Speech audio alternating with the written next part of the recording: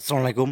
পঞ্চম শ্রেণীর প্রিয় শিক্ষার্থীরা, তোমাদের গণিত নতুন বই ২০২৬-এ আজকে দেখো চতুর্থ অধ্যায় অর্থাৎ অধ্যায় নাম্বার ৪ সাধারণ ভগ্নাংশ এখানে রয়েছে আমরা ৪৯ নম্বর পৃষ্ঠায়।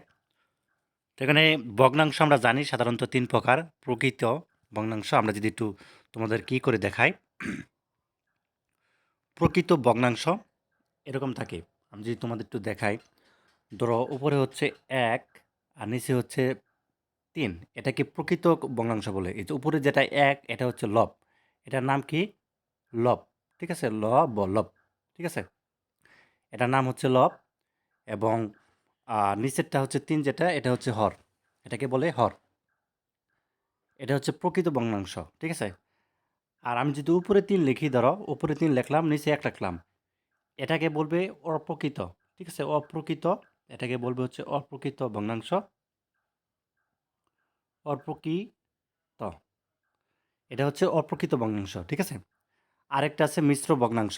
ঠিক আছে? একটা পূর্ণ সংখ্যা থাকবে, যেমন এখানে থাকবে হচ্ছে ২ আর উপরে থাকবে যেমন ১ আর নিচে থাকতে পারে হচ্ছে ২। ঠিক আছে? এটাকে বলে মিশ্র ভগ্নাংশ। মানে যে ২ এটা পূর্ণ সংখ্যা, তারপর হচ্ছে এখানে হর এবং লব রয়েছে। ঠিক আছে? এটাকে বলে মিশ্র ভগ্নাংশ। আচ্ছা, যা হোক, এগুলো হচ্ছে আমরা সামনে অঙ্ক করব, তাহলে বুঝতে পারবো কিভাবে করা হচ্ছে। এখানে বলছে আমরা কিভাবে মিশ্র ভগ্নাংশে অপ্রকৃত ভগ্নাংশে রূপান্তর করতে পারি। ঠিক আছে? একটু আগে যেটা বললাম, ধরো এই যে এটা মিশ্র আকারে আছে, এটা হচ্ছে মিশ্র আকারে আছে। এটাকে আমাদের কি করতে হবে? অপ্রকৃতভাবে প্রকাশ করতে হবে। ঠিক আছে? সেটা কিভাবে? তোমাকে এই যে হর রয়েছে ৪, এই ৪ এই যে পূর্ণ সংখ্যা ২ রয়েছে, এই ২টা গুণ করতে হবে। গুণ করলে কত আসে দেখো? ৪ দ্বিগুণে ৮, ৮ আসে, তাই না? এই ৮ আর উপরে যে লব রয়েছে ১, ১ যোগ করতে হবে ৮ এর সাথে, তাহলে হবে ৯। তাহলে উপরে লিখবা হচ্ছে ৯ আর নিচে হচ্ছে যে ৪ হবে, ৪। এই যে হয়ে গেল। ঠিক আছে? এই যে দেখো অপ্রকৃত হয়ে গেল।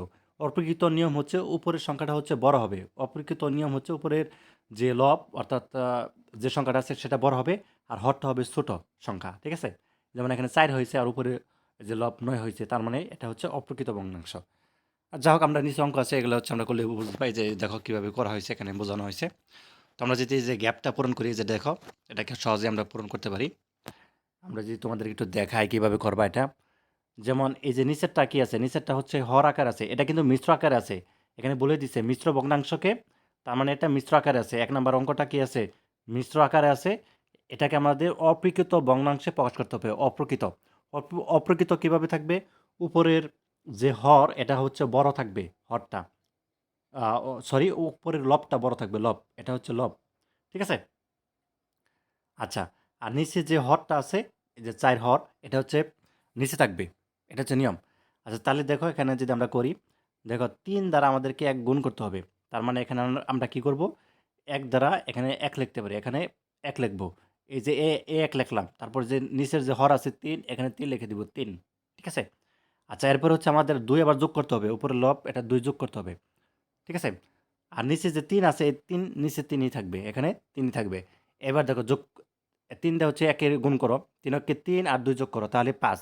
এখানে কত হবে? ৫। আর নিচে আমাদের ৩ ছিল, এখানে ৩। এই যে দেখো উপরের যে লব ৫, এটা কিন্তু বড় সংখ্যা। আর নিচে যে হরটা রয়েছে ৩, এটা হচ্ছে কি সংখ্যা? ছোট সংখ্যা। তার মানে এটা হচ্ছে অপ্রকৃত ভগ্নাংশ আমাদের হয়ে গেছে আনসারটা। এইভাবে গ্যাপটা পূরণ করে ফেলো। ঠিক আছে? এই খালি ঘরটা এভাবে পূরণ করো। ঠিক আছে? আচ্ছা, আমরা ২ নাম্বারটা করি, তাহলে আরো বুঝতে পারবা। তাহলে দেখো ঠিক আগেরটার মতো করব। এখানে হচ্ছে আমরা ৩ দ্বারা হচ্ছে ৫ কে গুণ করব। তার মানে এখানে আমরা দিতে পারি ৩। এই যে এই ৩ দিলাম, গুণ হচ্ছে যে ৫ দিব, ৫। ঠিক আছে? ৫। এবার দেখো এখন যোগ কত দিতে হবে? উপরে যে লব আছে এটা দিতে হবে, যোগ ৩। এবার দেখো ৩ ৫ ১৫। ১৫ আর নিচের আমাদেরকে ৫ এখানে দিয়ে নেই।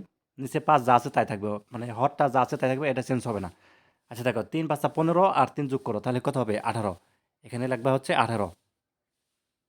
১৮ লেখা নিচে যে আমাদের ৫ ছিল, ৫। এই তো পূরণ হয়ে গেছে। ঠিক আছে? তাহলে খুবই সহজ, তাই না?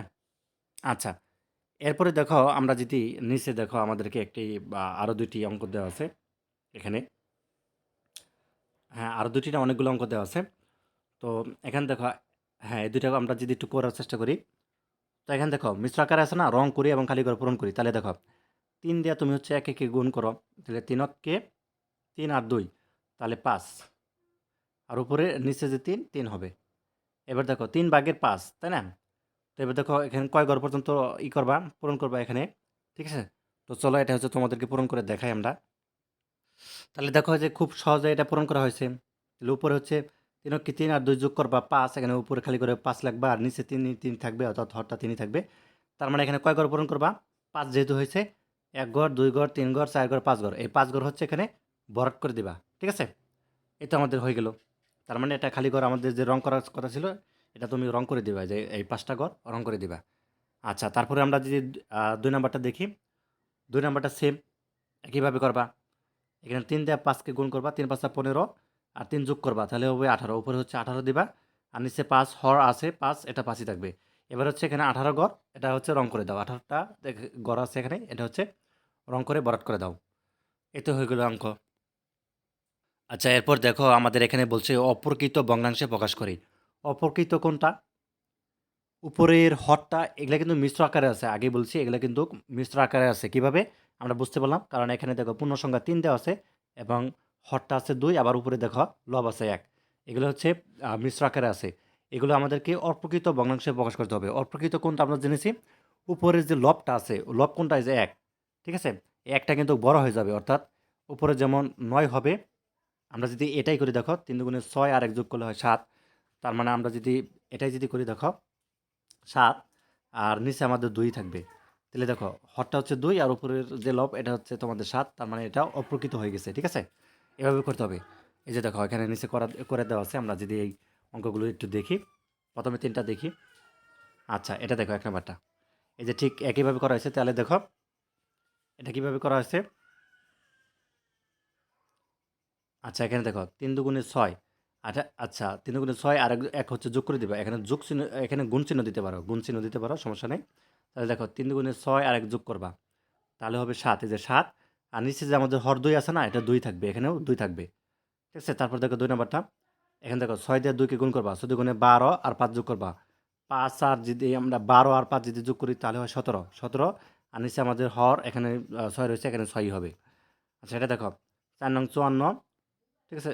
সরি, ৪ নং ৩৬। ৪ নং ৩৬ আর ৪ যোগ করবা। তাহলে হবে ৪০।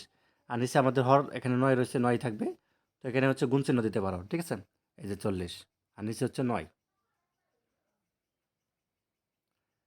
আচ্ছা, তারপরে এটা দেখো ৩ আটা ২৪ আর ৫ যোগ করবা। তাহলে কত হবে? এখানে গুণ চিহ্ন দিবা। ৩ আটা ২৪ আর হচ্ছে ৫ যোগ করবা। তাহলে কত দেখো?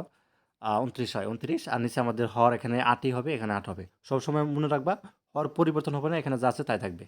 এটা দেখো। তাহলে দেখো ১০ দুগুণে ২০ আর ৭ যোগ করবা ২৭ আর হচ্ছে হর এই যে ১০। ঠিক আছে? এই তো অঙ্ক হয়ে গেল। তো এই ছিল তোমাদের ৪৯ নম্বর পৃষ্ঠার সমাধান। ধন্যবাদ সবাইকে এই ভিডিওটি দেখার জন্য। আল্লাহ হাফেজ।